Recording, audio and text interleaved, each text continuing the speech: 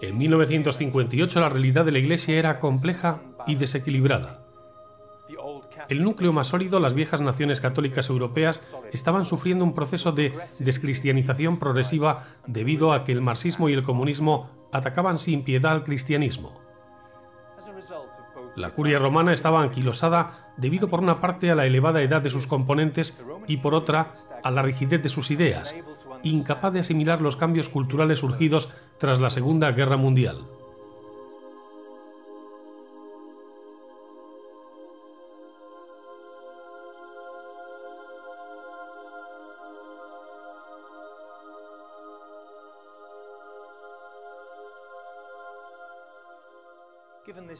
Ante este panorama, no es de extrañar pues que la celebración del Concilio Vaticano II, convocado por Juan XXIII, conmocionara al mundo en general y a la Iglesia en particular.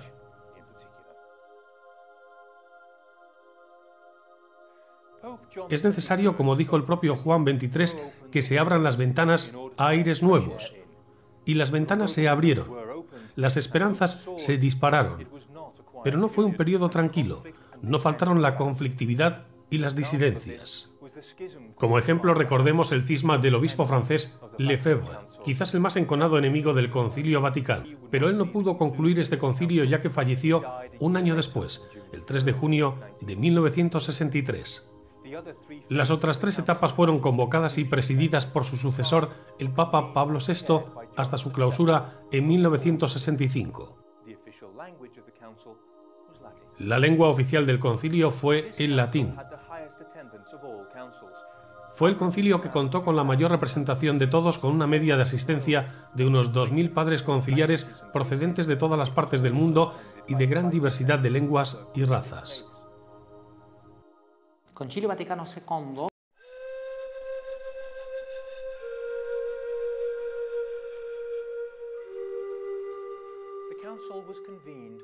El concilio se convocó con varios objetivos: promover el desarrollo de la fe católica, lograr una renovación moral de la vida cristiana de los fieles, adaptar la disciplina eclesiástica a las necesidades y métodos de nuestro tiempo, y lograr una mejor relación con las demás religiones, principalmente las orientales.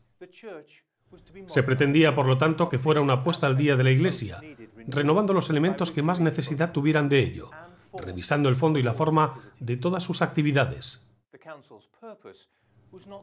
Pretendió proporcionar una apertura dialogante con el mundo moderno, actualizando la vida de la Iglesia sin definir ningún dogma, incluso con un nuevo lenguaje conciliatorio frente a problemas actuales y antiguos.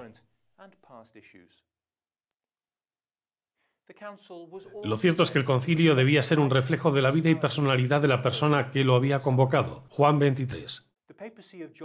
Era un nuevo concepto, un nuevo talante en la forma de entender el papado. Otros papas habían sido admirados, pero Juan XXIII era querido en el más amplio sentido de la palabra. Su apodo, puesto por el pueblo y con el que pasó a la historia, fue el Papa Bueno. El Papa realmente ejerció de obispo de Roma, uno de los cargos que ostenta. Se dedicó a visitar las parroquias de su diócesis, los hospitales y las cárceles, el seminario y los barrios periféricos de la capital. Siempre creyó en el ser humano e intentó estar cerca de él. Escribió 8 encíclicas, entre ellas la titulada Pacem in Terris. En esta carta dirigida a toda la humanidad, el Papa hace de la dignidad humana el centro de todo derecho y de toda política. En ella aborda temas como los derechos sociales de los obreros, el papel de la mujer en la vida pública e incluso anticipa que en la era de los avances en energía nuclear, las guerras no volverán a ser justas. Su muerte en 1963 fue una conmoción mundial. La plaza de San Pedro se convirtió en una auténtica capilla en la que la gente de todas las razas, ideologías y religiones se unieron para rezar. Fue un sentimiento colectivo de dolor generalizado.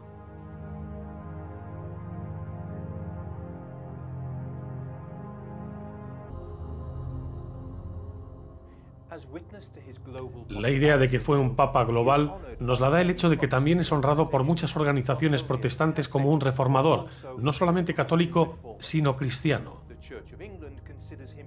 La Iglesia de Inglaterra lo considera santo y tanto los anglicanos como los protestantes conmemoran a Juan XXIII como un renovador de la Iglesia.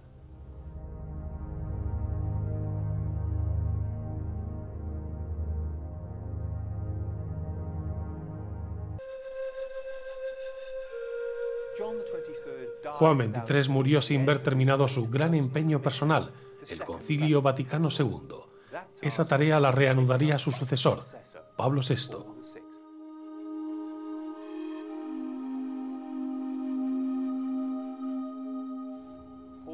Pablo VI anunció reformas en todos los ámbitos de la curia romana: la revisión del derecho canónico, la reglamentación de los matrimonios mixtos con participantes de credos distintos y las cuestiones de control de la natalidad. La sesión final del concilio fue cocelebrada con los obispos de aquellos países donde la Iglesia era perseguida. Varios textos propuestos para su aprobación debieron ser modificados, siendo finalmente todos aprobados. El concilio concluyó el 8 de diciembre de 1965 en la fiesta de la Inmaculada Concepción.